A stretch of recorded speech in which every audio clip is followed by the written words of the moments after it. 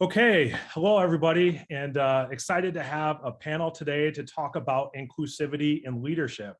My name is Eric Strafel. I am the founder of Summit, and a little bit of background on me. I was in corporate America, most recently Boeing for 25 years, and I developed a passion for the power of diversity, equity, and inclusion in helping companies compete and drive innovation throughout their organizations. It's really hard to do the bigger you become as an organization and the more diverse you are. But if you can unlock diverse perspectives, it creates a level of innovation that really lets you compete and win in the future. So that was my motivation. I left to start Summit in February of this year to help small companies and mid-sized companies do the same, and have been running that business for almost a year and got to know one community who shares a mission of inclusivity in everything that we do. And so excited to be part of the one community, excited to moderate this panel of distinguished speakers who all have amazing experience and champions of inclusion in their own right. And so I'd like to get started talking about the importance of inclusivity and leadership today in the changing world around us. Lots of change, lots of diversity, really important that we all figure out how to leverage that, not only to create better companies, but to create a better society. And so I'll start with introductions for our distinguished guests, starting with Monica.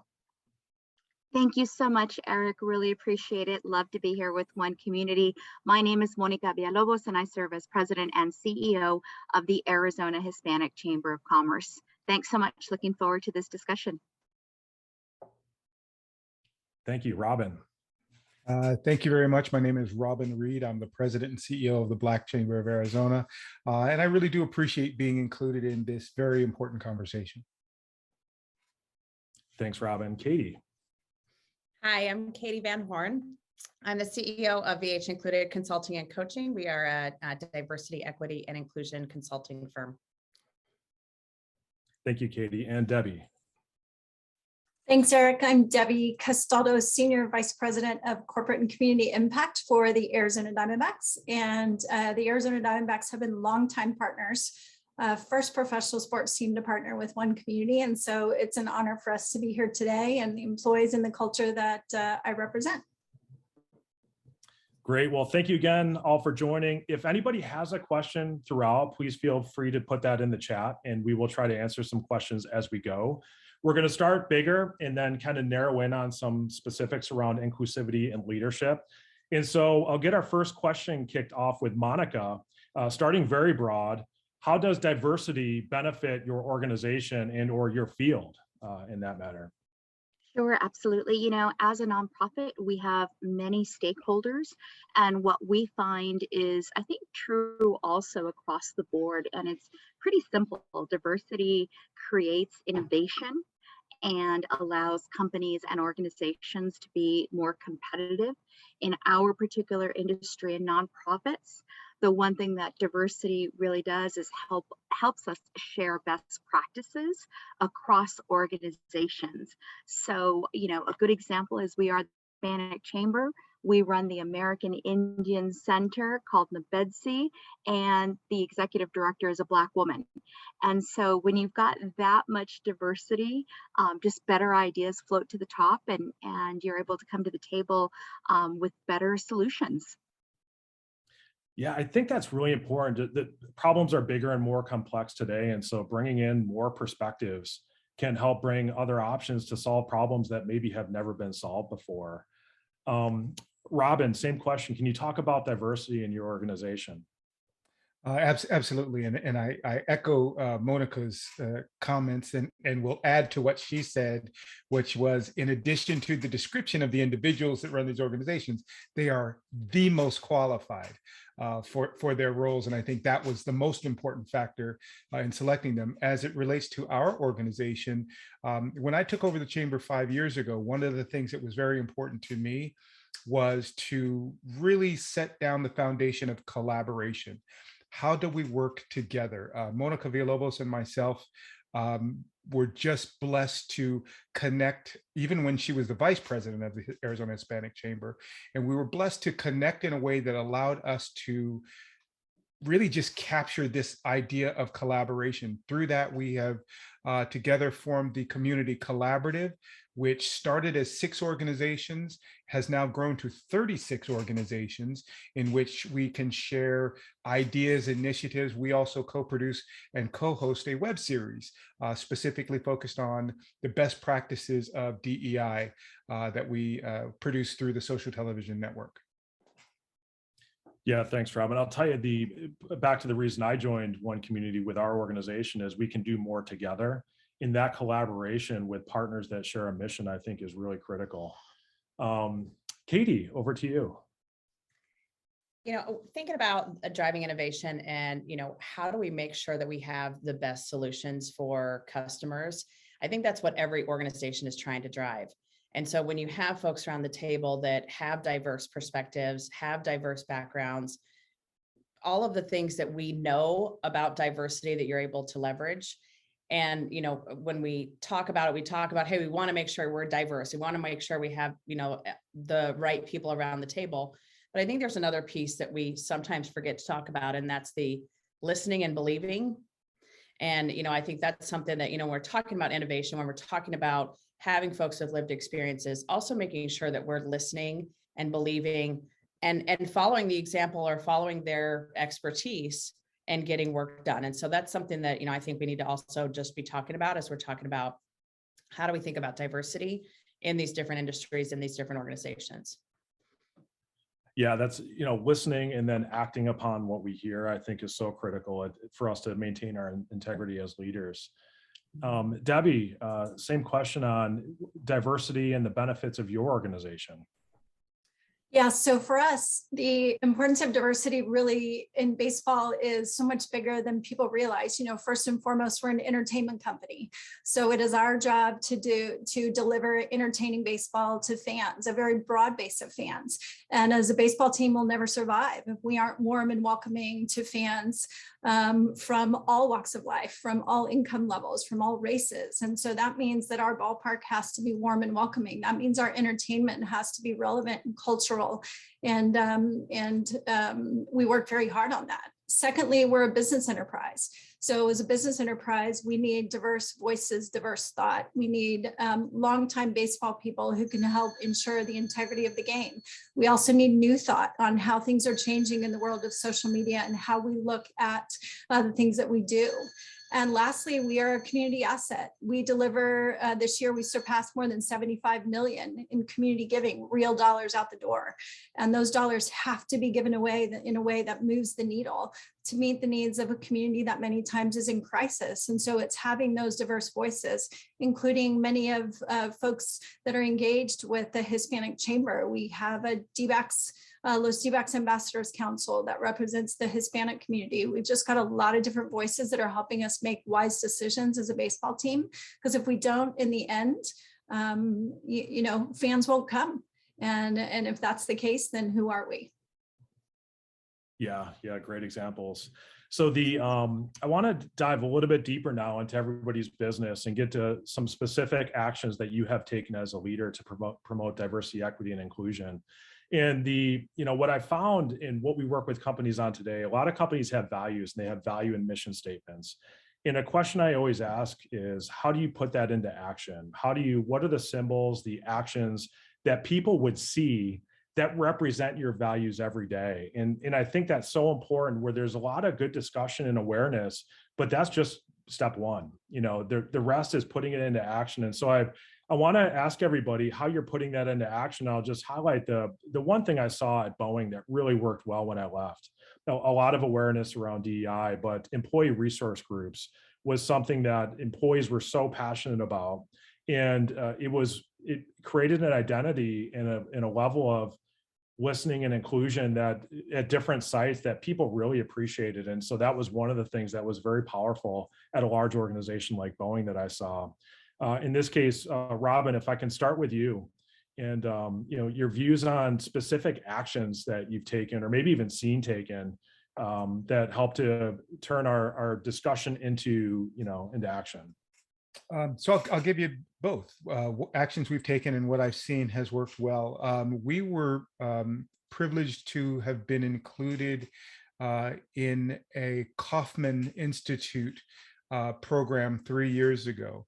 The initiative was how, as an organization, in exchange for grant funding, how as an organization could we increase inclusive participation by a minimum of 25% in whatever we were doing. And it really encouraged changing how you market, changing what your content looks like, changing what that side conversation during an event might look like. Not only did we far exceed the 25%, but it became part of how we as a chamber do business. It was really a lot of this foundation for collaboration, because rather than me assume that I knew how to best deliver my message to the Hispanic community or gender-based communities or the LGBTQ community, I just went and asked. I just talked to somebody who's going to know better than I, and accepted their answer. Again, I think, as Katee said, I listened and I believed, and it allowed us to do that. We far exceeded that, and it's really become what we base our chamber on as well. We certainly want to promote the growth and advancement of Black-owned businesses, but as part of the entire small business ecosystem, not just within the African-American business ecosystem. And then as to what have I seen, as you speak of ERGs, I have found that the most successful employee resource groups are the ones that have some connection to the leadership of the organization. The best companies I've seen appoint someone in leadership to participate in that ERG, but as a participant, not as a leader, not as a boss. And I think of greatest value, they don't have to identify with the group they serve. You don't have to be African-American to be the leader who's participating in that group, et cetera. And I've just seen amazing results because it allows for there to be a conduit for information to travel from the ERG back to leadership to create much needed change. Otherwise, it's just clubs inside of a business, and the message is never getting anywhere. Yeah. Yeah, I think that's an important point. There is a question that came in, Rob, and I'll ask you, you may have answered a piece of this, but if you want to elaborate, how can ERGs be used to advance company-wide initiatives, and how are those ERGs supported? You know, here's a great one, because I can back it with an example. ERGs need to have a broad purpose. They need to have something that they can measure in terms of whether or not they are meeting their objective or their mission. I will give you an example. There was a great organization that I think the world of, and their African-American ERG was disappointed that the company didn't make a specific statement or declaration around Black History Month. And an executive from the organization called me. He's not Black. He called me and said, can you help me mediate this? Because I don't know what we did wrong, right? So brought everybody together. Well, what we found out was the leadership of that ERG knew in January that they were looking for something, but they never said anything. So February came and they still didn't say anything. Now we got midway through February, and then they were upset, but they were aware they wanted something to happen. And what the company said was, where did we fall short? Because we thought we empowered you to tell us that. We thought we had created that line of communication for you to say to us, we have a message we want delivered for Black History Month. And so we found it as a great opportunity for leadership and the ERG to communicate. But the company did a great thing. In addition to this, they reached out to all the ERGs and took that as a teachable moment, reached out to all of them and said, so that we don't make this mistake again, let's work together to create the system we're going to have that prevents this from ever happening again. So, you know, they can be really great things if they're done properly, and really a key component to it is that channel of communication. Yeah, that's a great example. Thank you for sharing that. Let's go over to Katee. So same question. As you put diversity, equity, and inclusion into action, what does that look like for you as a leader? So when I'm working with organizations, you know, the first piece is just to understand how they're actually defining diversity, equity, and inclusion, because, you know, for some organizations, it's defined differently, or they don't have a firm understanding of all the components that make up the individual, or the, you know, an identity of an individual. So really trying to just define what is diversity. What are we talking about when we're talking about equity versus maybe equality? What are we talking about when we're talking about inclusion, and what is an inclusion? And, you know, Robin, you know, kind of made a point earlier about hiring the best of the best. And, you know, some of these conversations when we talk about inclusion, they're like, oh, you need to check a box and you need to hire X number of whatever. No, you're hiring the best candidate and adding to who you already have by leveraging that diversity that they're bringing to the table. So when I'm with an organization, when I'm working with them on what is their strategy, I talk about small tweaks, because I think there's so many little things that can be done along the way that seem minor, or that seem like, what is this really going to do? And it can be things like advertising and in places that you maybe haven't posted jobs before when you have an open requisition.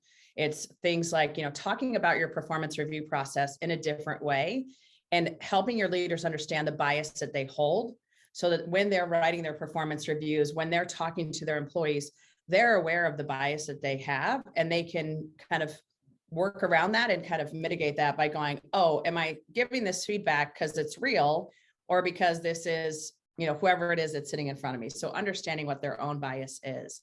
But I think the other piece is, you know, the example that I like to use is the pay equity review that PayScale did.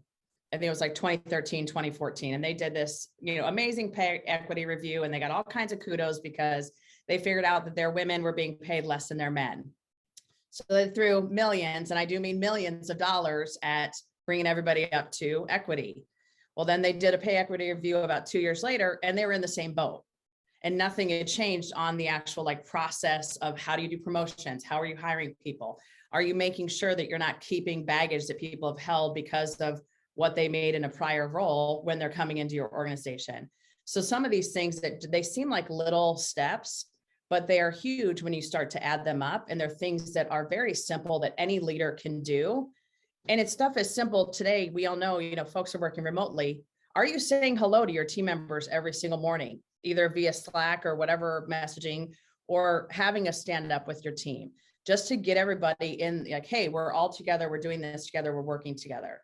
So there's a lot of different things that you can do. And I mean, that could be a whole hour of conversation from all of us, I'm sure, of just what could you do, what are the actions you can take, but I'll leave it there. Yeah, thanks, Katee. You know, you remind me that diversity, equity, and inclusion has a role throughout the life cycle of an employee, from recruiting to performance management to promotions. In every one of those touch points we can do a little bit better or a little bit worse, depending on how intentional we are. And so those are some great examples there. Debbie, can you talk about in your leadership in baseball, how do you apply diversity and equity and inclusion and show your commitment to that? Yeah, so our company culture is defined by a circle of success. So we have all agreed as employees to abide by 5 pillars. And DE&I is one of those, and it's an important one. And it is really all the things that we believe are going to be the priority when we make decisions and assign assets that are going to move us forward as employees. So in our world, we are called team players because we are part of a team that represents a team on the field as well. So we actually have just this really cool, vibe that brings us all together all the time. That being said, we recognize that when we started our employee resource groups over the last year and a half, that there was a lot of work to be done. And to the point of that everyone has made is when you do this and you make a commitment to have employee resource groups, they have to be well supported. They have to be bought into from the top down, that there have to be communication strategies and plans. And to the point that Robin made, we have made a few mistakes along the way where you have an employee resource group that's passionate about something, but doesn't necessarily feel like they have a pathway to communicate. And so many times it's as simple as making them feel comfortable and designing a pathway so that they have a way to get their message across. And when you have executive leadership that's bought in at the very top, and then employees at all levels have a voice, then you become much more confident, and these employee resource groups are much more impactful and successful. To the point that I made when I mentioned earlier is, so we had been doing a community resource group in our Los CBACs ambassadors for a long time. And we use the Los CBACs Ambassadors Council to help us define so many things in the way that we talk to the Hispanic community through baseball. It's through events, it's through language, it's through representation. It's all the ways that we define who we are to make sure that there's a fan base that really wants to come to games. It's, do you have Spanish speakers here for those families that are more comfortable in Spanish? Do we have pricing at all levels that allow all families to feel like they can come and afford to come to a ball game? So we really do have to embrace it from the front office, our employees, all the way through to our athletes. So think about our athletes. Baseball has a really big problem right now, and there are not enough Black athletes playing baseball.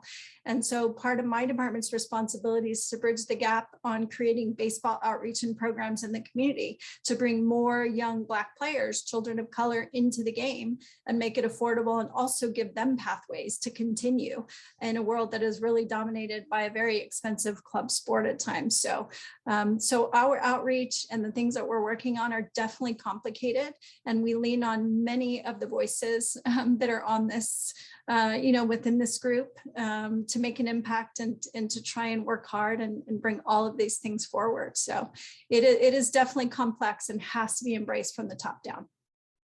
Yeah, and I imagine being in the spotlight all the time with a baseball team, does that make it harder, easier, more intentional in what you're trying to do in leading inclusively? I think that we try and be authentic all the time. And if we are wrong, we try to embrace that we make a mistake and try and make sure that we're on the forefront of dealing with that.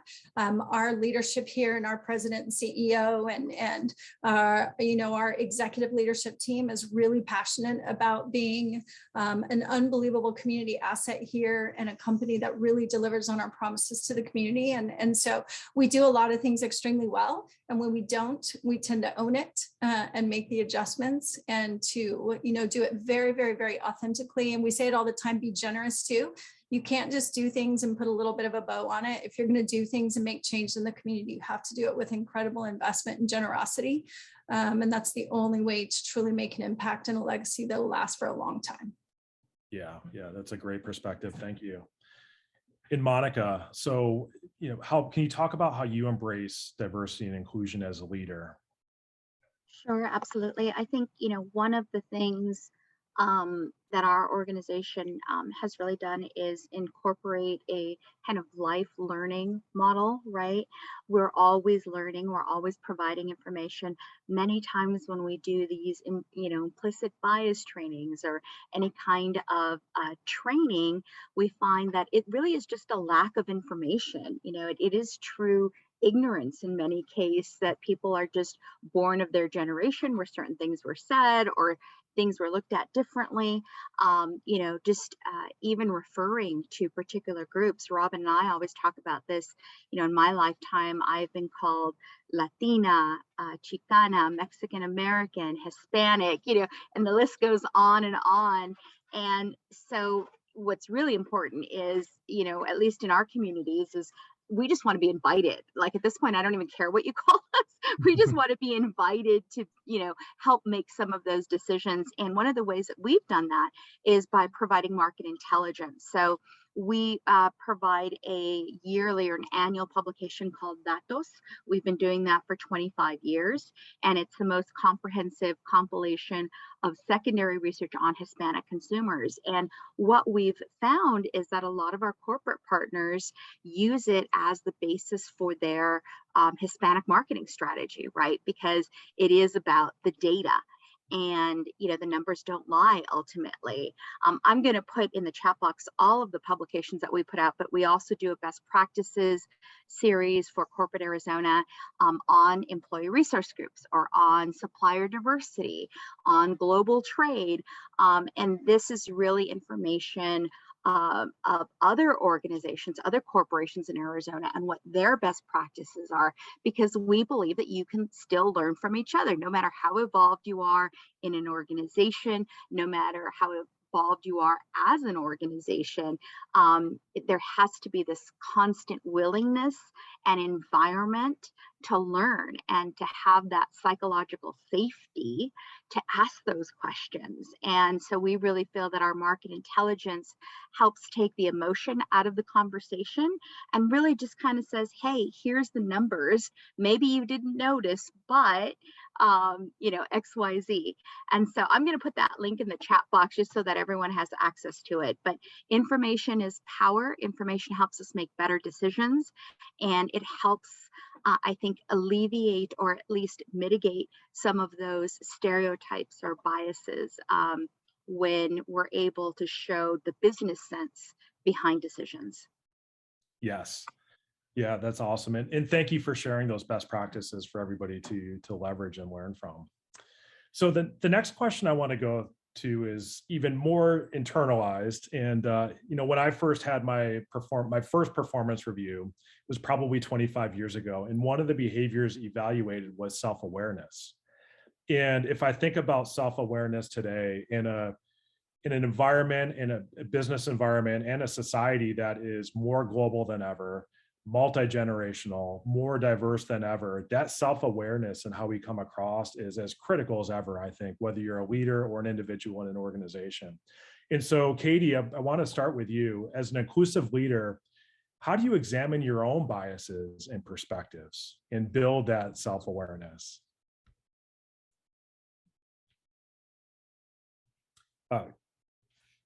Katee. Sorry, yes, was muted. Thank you, Eric, for the question. This is one that I think it's an ongoing journey. So, I do consulting work with organizations, and I also host a podcast. And on the podcast, we like to bring in different voices, different experiences, different people to just share their stories and share what's going on. And so I think, as a leader, the first thing is just talking to people.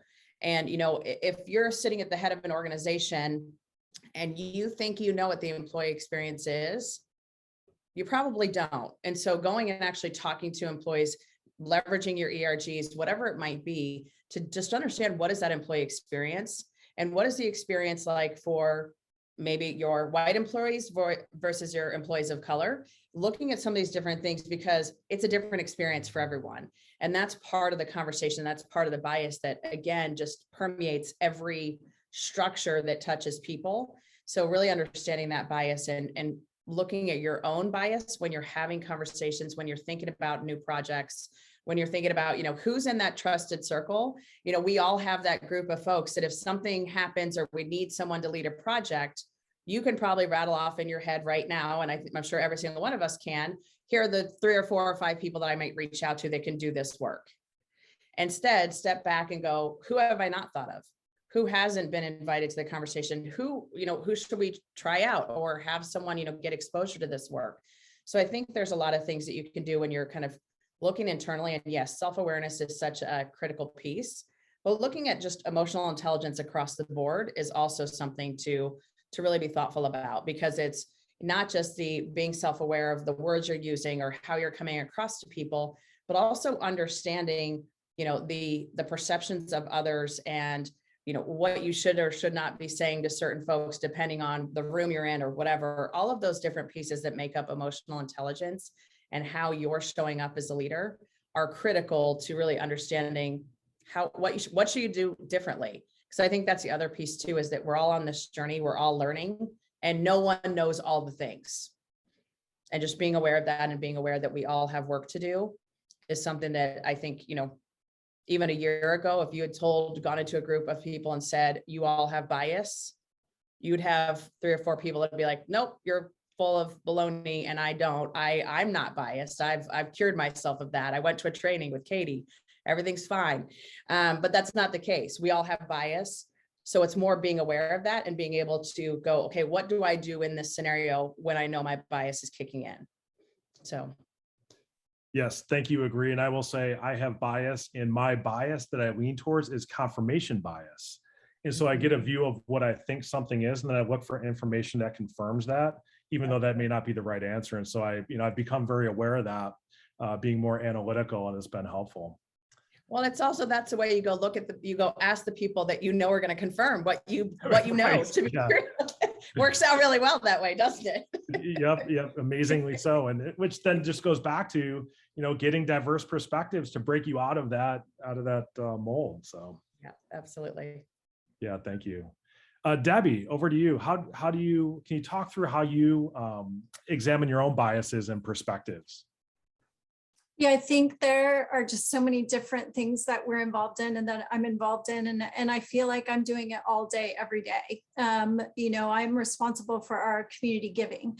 And so I've spent the last 10 years really surrounding myself with a group of people who can help weigh in, make decisions, serve on committees, vote, and analyze requests that we get, just to make sure that we really are giving away the funds that we raise, which a lot of the funds we raise come from our fans, in a way that is so thoughtful and so strategic and with so many different perspectives, by large groups coming in and reading grants. And we make sure that everything is randomized, that we have our grants go out to large groups of people, and the same 3 people don't read the same 20 grants. And so we've done a lot to really create processes that will allow us to get more perspectives on the money that we give away. And then the hardest thing that we're doing now, really, because we're very sensitive to it, is measuring impact.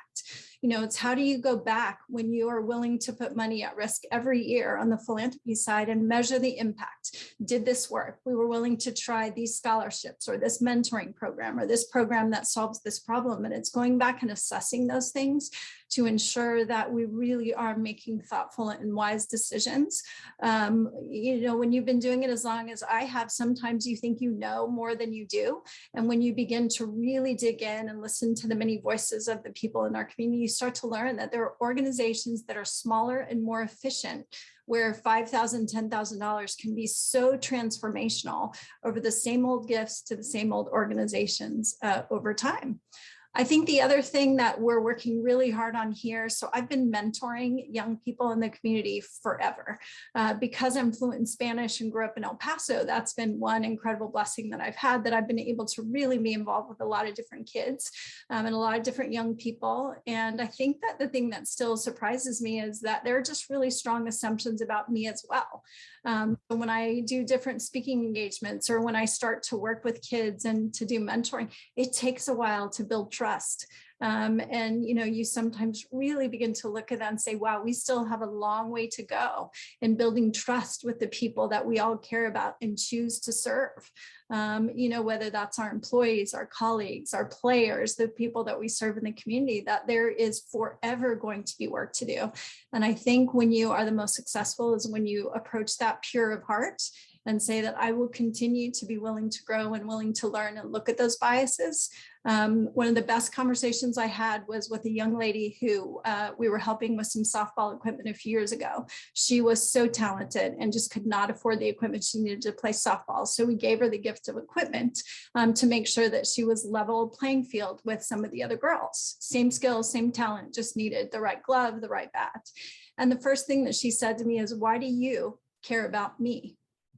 And anytime you have that question come directly from a young lady, it's the same thing we talk about in the LGBTQ space. It's the same thing that we talk about in so many other areas, that there are so many young people that are still questioning and not believing why we would care about them. And it's really continuing to work on that and to invest in ways that make sure we're doing the right thing with passion of heart. Yeah, that's great. You mentioned trust. I'm a fan of The Speed of Trust, Stephen Covey. And one of the things that resonated with me to this day is that in order to gain trust, you have to give trust first. And the way that applied for me at work is, no matter what situation I see somebody in, what they look like, what they're doing, I'm going to trust that they're a good person and trying to do the right thing, always, right? And until I do that, I can't expect anybody to trust me. And that has just that one point out of that perspective on trust. It really helped me a lot as a leader. But yeah, that's amazing. Thank you for sharing that. Okay, Monica, over to you. So can you talk about how you examine your own biases and perspectives? Sure, absolutely. And thank you so much for saying that. I call what you just described giving people the benefit of the doubt, right? Yeah. Understanding that they're probably coming from a good place, and more than anything, this is an opportunity to educate them and, you know, be able to provide some information that will help them make more evidence-based decisions ultimately. And, you know, for me personally, it really is understanding that, well, I want to be a lifelong learner. I want to create a lifelong learning environment.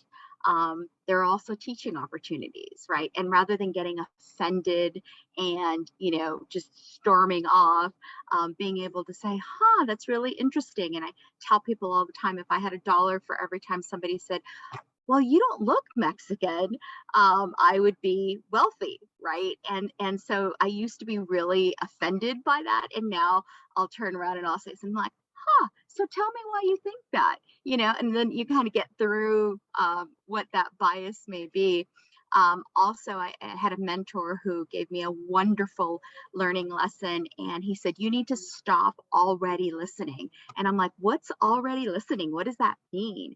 And he said, you've already pre-recorded what people are going to say. And so you've got your defense up and you've already listened to what they haven't said.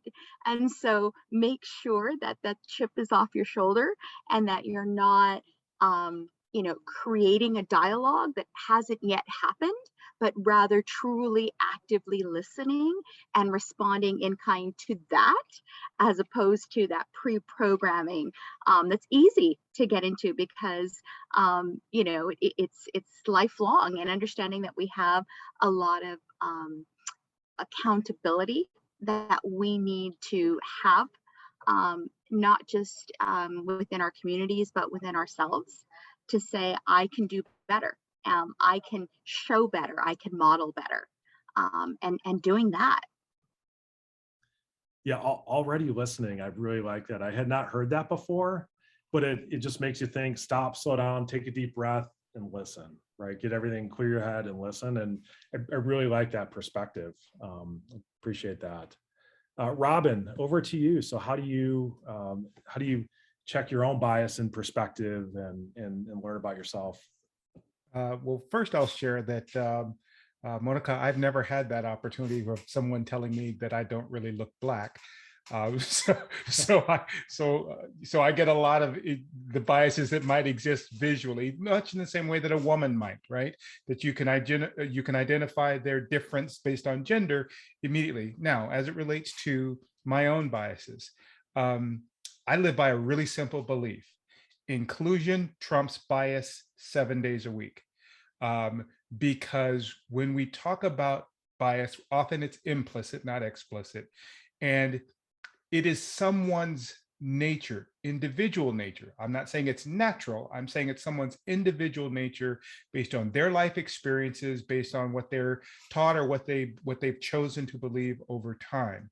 And the idea that as Katee said, you know, somebody went through one of her trainings, you know, the idea that in 2 hours or 4 hours, you're going to find a way so deep inside yourself that you're going to identify this thing and fix it in 4 hours.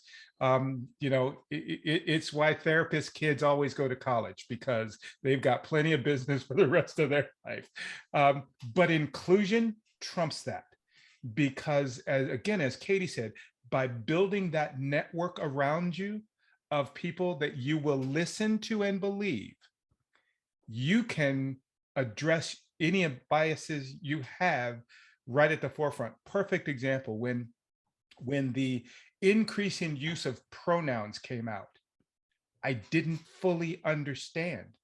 And I was okay that I didn't understand, because rather than create my own understanding, I called several people within the LGBTQ community, not one, and I'll tell you why in a moment, but I called several and just said, can you explain to me what it means to you? And the reason I called several is because one person doesn't represent the entire LGBTQ community and thought process, just like I don't represent the entire Black community thought process. There are people that look exactly like me that have had completely different experiences than I've had, and those experiences have shaped their viewpoints and their approach to things. So I think the key is reach out, build that team of people around you that you can trust. Again, going to the Stephen Covey, you know, the speed of trust, build that trust team around you so that as issues develop in this topic, you can call and have an honest conversation. One thing my friends know about me is they can be brutally honest with me. If I ask a question and they say, Robin, that's really limited thinking, you've got to expand your viewpoint, they know I'm actually going to take that in exactly the spirit it was intended, which is to educate and make me better. So I think that's really the key. It's build that team. Inclusion trumps bias 7 days a week. Yeah, Eric, can I add one thing? We're talking about intent and, as a leader, what your intent is, and obviously you want to assume positive intent. There's a counterbalance to that though, that I want to just call out, and that's the impact. We have to also be very thoughtful, especially as leaders, of the impact of our words and our actions. And if our words don't match our actions, all of those things. So, not a, no, we don't need, we just should assume positive intent every time. Yes, we want to do that, but we also need to be thoughtful about the fact that when we are going to our one Black friend and saying, please speak for the entire Black population, that's not okay. And that's not what we want to have a diverse group of voices that we can hear from, but we also want to be thoughtful of the words and how we're asking and how we're approaching the conversation, because that matters too. And the impact that might have on a team member or whomever, we just need to be cognizant of that. Katee, yeah, thanks, Katee. Eric, I'm sorry if I can just add to that. I Please. love this. I love where it's going. And understanding what we're asking people to do. They're going into like this severe cognitive dissonance, right? Where actions don't meet beliefs and something has to change. And so, we're asking people to live, to suddenly, shock their entire psyche, their entire system, be like, I never thought that. I never believed that. So my actions are consistent with that implicit bias. And sometimes it's not one conversation, and it can be really frustrating. And one of the things I admire about Angela Huey at One Community is that she is consistent and persistent, right?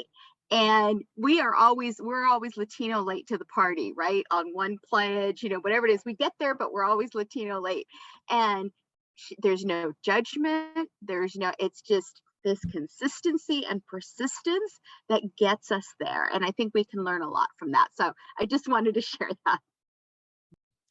Yeah, it reminds me, there's some important points about progress means change means uncertainty, and we can't see change as the enemy. We have to see it as something to learn about from a lot of different perspectives. And so it's good to see that. And, that leads me into the next question. And this is a really important one. And Debbie, I'm going to start with you. But in June of 2020, there was a landmark Supreme Court decision that I think is not just a landmark for the LGBTQ community, but for society at large. I think it will create a better place for my kids in the future. And the Supreme Court ruled in the Bostock case that employment discrimination against LGBTQ people was illegal. Even though it is now the law of the land, we know so many businesses already had inclusive policies in place that protected employees based on a wide variety of characteristics, including sexual orientation and gender identity. Why do you think inclusive policies work? And what have you seen as the benefits of inclusion in your workplace?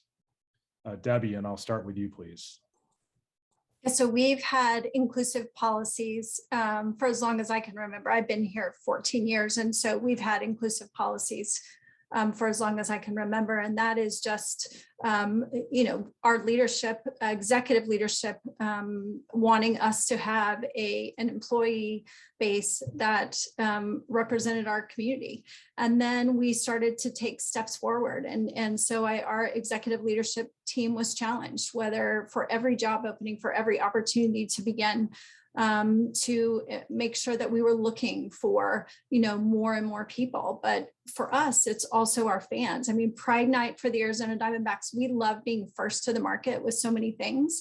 And Pride for us was something that we did before others were doing it. And we were willing to do it. We love doing it. And every single year it's grown to where this year, rather than being a Pride Night, it's entire Pride weekend. And it's doing those things. Native American Recognition Day, all of our work with the Native American community, we have been doing for such a long time with a level of authenticity. But the problem is that you're never quite there. And to the point that we're all making is when you're going to do this and you're going to do it right, then now we're at the point of learning, okay, so we have important openings, important opportunities, important things that we want to do as a company. And you have to be willing to slow down just enough to ask the questions, to find the resources, to look for people beyond the same old habits, the same old hiring patterns, the same old things. And now with our executive leadership team that we have now, with our D-Backs for Change Council, which is our executive leadership and our employees who are all weighing in those types of things, I can the conversations are uncomfortable. They're upsetting. They're even painful because we all have to own up to the mistakes and the biases and the things that we've done and be prepared for change. And when you make change, many times there are those of us that are like, ready, set, go, I'm a change agent. I always have been. And then you have colleagues that sometimes you're really dragging along to the party because they've always done it a certain way. And so inclusive restrooms at the Arizona Diamondbacks for me and for us was no big deal because we had already put them in our Boys and Girls Club because the children in our community needed them. And so those types of changes for us, they're important and they send an important message, but that's who we are and that's what we do. And it really is a no-brainer. And we're going to continue to do things and make decisions like that because that's who we should be and that's who we need to be. And if we are going to be a baseball team that represents our community, then we're going to have to continue to do those things. And that's why we are having these conversations and participating because we still have a long way to go. And we're willing to do the right thing in order to be a team that represents all of Arizona and a team where people will want to come and have fun at the stadium and feel warm and welcome and watch us play. Yeah, thank you. It just reminds me that none of us are perfect. We all make mistakes. I've made a lot of mistakes, and that's how we learn. And we've got to keep pushing and learning and admitting mistakes and moving beyond that to how we can do better. Monica, over to you. Can you talk about policies at work and the benefit of inclusion in the workplace? Sure, absolutely. I mean, we see that companies that have some kind of policy on this work better, function better, come up with better solutions, better products. And at the end of the day, that's what's important, right? How are we serving the needs, not only within our organizations, but outside of our organizations? One of my biggest pet peeves is when I get calls from financial institutions typically, and they'll say, hey, I've got 25 new openings for bilingual Hispanic tellers. I'm like, great, that's awesome. I can't wait to share that. How many openings do you have for a VP? Right. And it's not, you have to start from the inside out. And I think that's one of the things that we practice as well. Just because we're the Hispanic chamber doesn't mean you have to be Hispanic to be part of the Hispanic chamber. We, include lots of diversity within our organization. That's reflected on our board. It's reflected in the people that we serve as well. When the pandemic hit and we had to create a grant program, it was a micro grant program for minority-owned businesses. I didn't say, wait, let me check your Hispanic status. I was like, hey, you're a member, you're part of the chamber, and this is the need. So we did that, and I think the more that we practice it, I keep saying that the new majority has to be better than the last majority. And one of the things that we took away from that was inclusion. And, we can't, this isn't about compensatory justice, right? It's about doing things better. And I hope that that's what people take away from our organization, not just from our staff and our leadership, but from our members, from our corporate partners. That's what we're constantly trying to instill in folks. We can do better, but we're going to have to do it together. Yes, thanks, Monica. I totally agree and inspiring. Robin, over to you. Can you please talk about inclusive policies at work and the benefits you see in your organization? Sure. So I will say that one thing that Monica says often, and it's just become kind of our mantra, but DEI has to be part of your DNA. It can't be a policy. It can't be an initiative. It actually has to be who you are as a company, not what you do as a company. And the reason is actually very simple. Often when we have the discussion of diversity, it gets unfortunately limited to race and gender because those are visible, or we believe them to be visible, but they're visible. However, true diversity is going to be inclusive of race, gender, sexual orientation, gender identity, veteran status, age, both top end and bottom end, as well as disability. And not all of those are visible. Not only are not all of them visible, but the people you impact in your company, though they may not represent that particular group, they might have that connection in their family. A white employee could have a spouse that represents a minority community or a disabled community or a veteran community. And so it has to be part of what your company is, because you can disengage. And we are certainly seeing the impact of lack of employee engagement right now with the Great Resignation. We are seeing what disengagement actually looks like to a company. And to that end, you can disengage an employee that you don't think represents a diverse community because of their life outside of the office. So it becomes very important that we understand DEI isn't a policy, it is a way of being.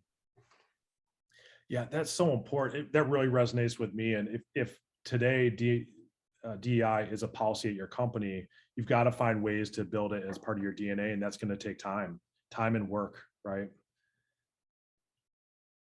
So thank you. And Katee, over to you. So can you talk about inclusive policies at work and the benefits that you see? Yeah, I think, Robin just mentioned the Great Resignation. And, I think there's not a company that I know of right now that's not looking for new headcount and, new people to join their organization. Everyone has open positions. And, I think this is a little bit of a signal to folks that are applying for your roles that we are an inclusive environment and we are welcoming and we do want to create this sense of belonging. And so you're sending a message. Yes, it is a policy. And yes, there's accountability pieces to it, which is also important. But I think, when we're starting to look at these policies and starting to look at how we're sharing these policies, whether it's on a careers page or, I know a lot of people are now expanding that EEO statement that used to be at the bottom of every job posting, that it's not just, hey, we don't discriminate, based on X, Y, and Z, but it's also, hey, we know that women don't apply for jobs unless they meet every criteria bullet point in the job posting. Don't stop yourself from applying if you don't meet every single criteria. We want you to apply. We want to, increase the pool of candidates that we're looking at. But I think there's a lot of different things that teams are doing. And this is one way to kind of think about it, is that accountability piece, how we hold folks accountable, not just to, hey, we're not going to discriminate. We're not going to fire you based on your sexual orientation, your gender identity, but also sending that signal to everyone in the organization that we are an inclusive environment.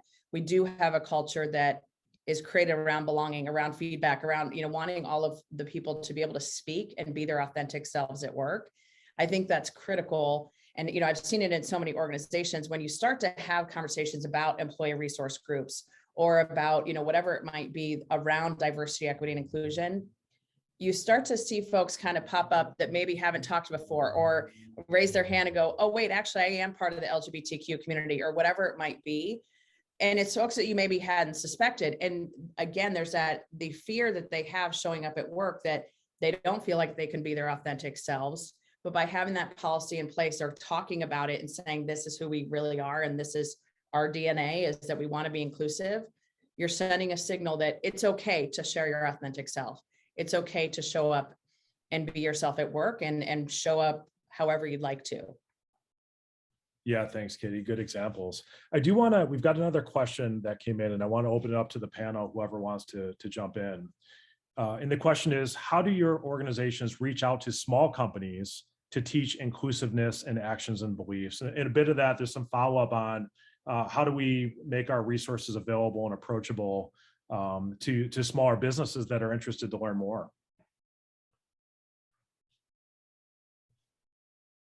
I'm going to start just because I can, because I came off mute first. So the one piece that I'll talk about that I think a lot of folks on this call might be familiar with is the One Community Institute. So Angela and her team, and I'm also part of it, have put together this training that's really, it talks about a lot of the different facets of diversity and how do you actually create this environment in your workplace that is inclusive. And, you know, it's not a policy conversation. It's really just like, how do you act as an ally? How do you show up in a room and how do you make sure that you're checking your own bias when you're having conversations or when you're interacting with folks? What are microaggressions? How to think about the LGBTQ community in Arizona and how they're showing up. And so a lot of these different pieces that come up are, you know, they're taught through that, but there's also so many resources online, trainings that you can do. University of Southern Florida just rolled out this entire DEI training that's really comprehensive and really, really good. ASU and Starbucks did a partnership, and so they have a lot of resources online as well that are free. So there's a lot of different places you can go look to learn more. But I would also say, you know, the folks on this call, the work being done by Monica and her team and Robin, his team, like all of these different pieces kind of come to the table so that we can all understand the data and then use that to actually make informed decisions on how do we proceed? How do we build workplaces that are inclusive? How do we create spaces? You know, as Debbie mentioned, that everyone feels welcome.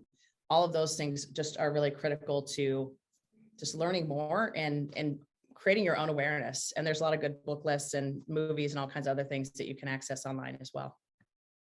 Yeah, thanks, Katee. Appreciate the input. So we are down to the last couple of minutes. I do want to ask the final question. We'll do a quick round the room. And then Robin, I'll start with you. What does inclusive leadership mean to you? You know, that's a passion of mine. Inclusive leadership is almost defined by the phrase itself. Within an organization, if your leadership doesn't reflect your community and your customer base, you have missed the mark. There's no way to dress that up. There's no way to make it look pretty.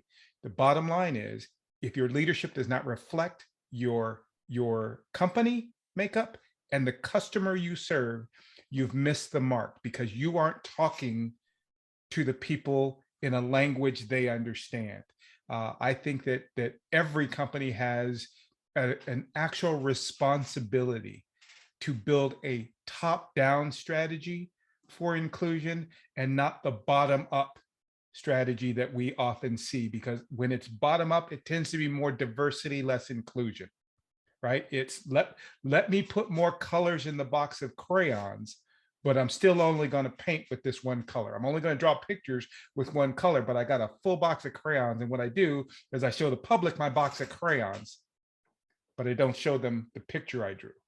And what we've got to get to is a place where the picture reflects the entire box of crayons from top to bottom. Yes. Thanks, Robin. Love the analogy. Katee, what does inclusive leadership mean to you? So I'm going to kind of piggyback off what Robin just said and give an example. I was in a room in an organization with the top 250 leaders in the organization.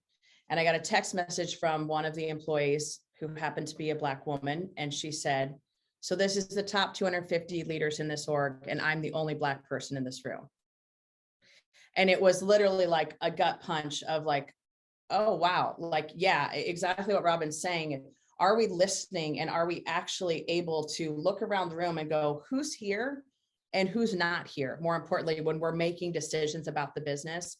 And so as an inclusive leader, my point of view or how I try to approach things is, how many voices do I need at the table? Who is not being represented? Leveraging ERGs, not just as, hey, what they can do for the company, but also, do they need to go in some of these communities? You know, when I was at a former employer, they help small businesses. And so they got a group together that was part of their Hispanic ERGs to go out to small businesses and say, what do you need? How can we help you?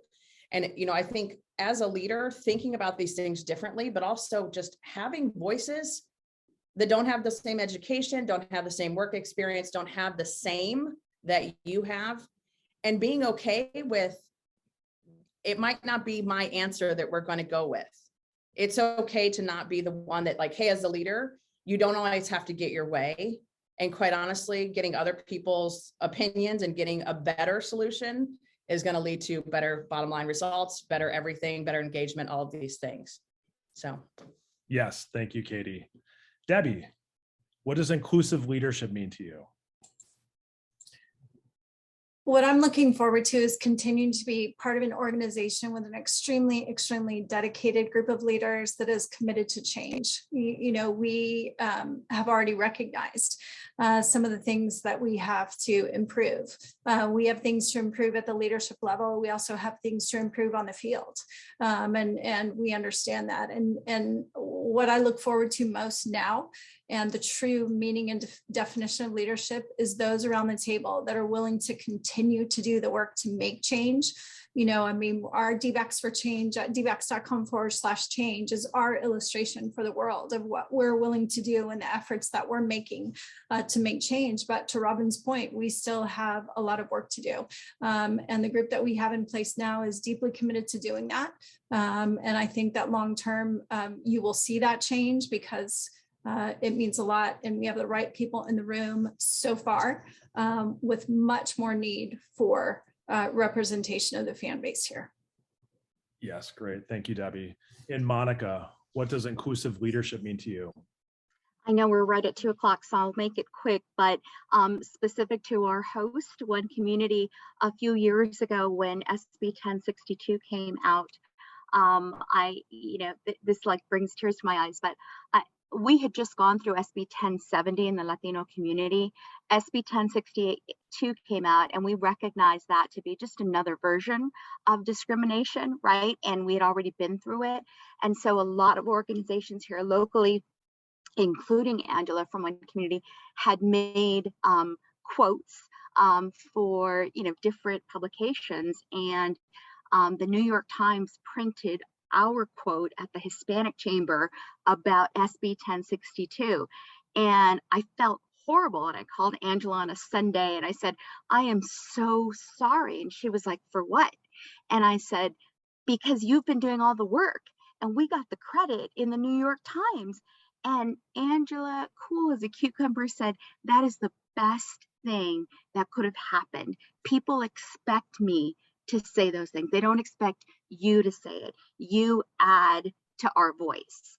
And to me, that was such an incredible example of inclusive leadership. It's collaboration. It's making sure that we are speaking in one voice. That's a powerful example. Yeah. Eric, can I add one thing? Just, Debbie, you made a comment that there's a lot of work to do on the part of the Diamondbacks, but I think it's really important for you to celebrate the work you have done and the work you are doing, because what that does is it builds the trust in the work you're going to do. So yes, it's great to be focused on the fact that more work needs to be done, but acknowledge the path you're on and acknowledge the work you guys are doing, because it's something to be proud of. Yeah, thanks, Robin. Well, thank you for all our panelists, Monica, Robin, Katee, Debbie. It was a pleasure joining you in a great conversation. Thank you to our host, One Community, Janine, Angela. Really appreciate the time and the discussion.